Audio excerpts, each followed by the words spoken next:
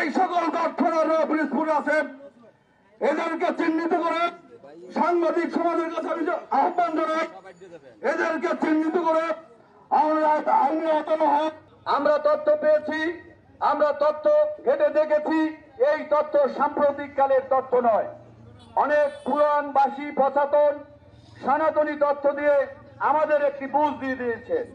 আমরা এই তথ্যের সমন্বয়ের জন্য জেলা হিসাব রক্ষকের কাছে গিয়েছিলাম, তিনিও আমাদের কোনো তথ্য সরবরাহ করেননি। 17 বছর পরে যখন 5ই আগস্টের পরিবর্তন হয়েছে, আমরা যখন আবার আমাদের নিজেদের পেশায় একটু কার্যক্রম শুরু করার চেষ্টা চালালাম, আমরা অফিসে গিয়ে বিভিন্ন ধরনের ভয়াবহ চিত্র দেখতে পেলাম।